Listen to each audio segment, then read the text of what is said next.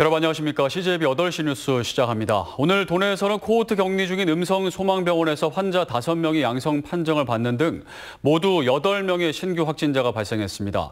특히 제천에선 한 종합병원 간호사가 확진돼 환자와 종사자에 대한 긴급 검사가 실시됐습니다.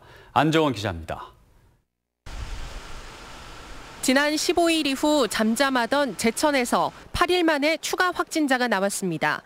제천의 한 종합병원에서 근무하는 30대 간호사 A씨로 미열 증상으로 진단검사를 받아 양성 판정을 받았습니다. A씨가 근무하던 해당 병원 4층은 의료진을 비롯해 입원 환자와 보호자 등 100여 명이 있었던 것으로 확인됐습니다. 다행히 A씨는 확진 판정을 받기 전까지 방역 수칙을 잘 지켰던 것으로 파악됐습니다. CCTV상으로도 방역 수칙을 잘 지켰던 걸로 보여요. 마스크, 기본적으로 페이스실드, 보호 장갑, 그런 개인 방역 용품들은 잘 착용하고 계시더라고요. 보건당국은 A씨의 감염 경로를 조사하는 한편 해당 병원 환자와 직원 등에 대해 긴급 검사에 들어갔습니다. 병원 내 추가 확진자 발생 시 코호트 격리 가능성도 배제할 수 없는 상황입니다. 한편 코로나19 검진 결과를 허위로 작성한 괴산 성모병원 관계자들이 곧 사법 처리될 것으로 보입니다. 괴산 성모병원은 지난달 11일과 15일 환자를 병원으로 이송하면서 코로나19 검사 결과 없이 음성 판정 소견서를 작성했습니다.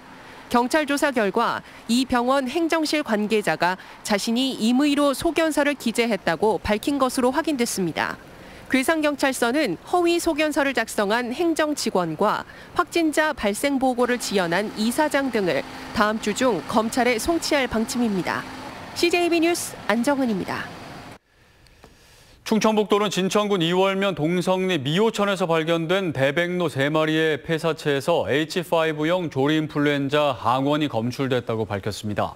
도는 대백로 폐사체 발견 지점 반경 10km 지역을 야생 조수류 예찰 지역으로 정하고 해당 지역 44개 농가 가금류 240만 마리의 이동을 제한했습니다. 도는 미호천과 무심천, 청미천 일대의 소화천 주변이 AI 바이러스에 광범위하게 오염됐다고 보고 음성과 진천 지역 9개 구간에 대해 소독 방역을 강화할 방침입니다.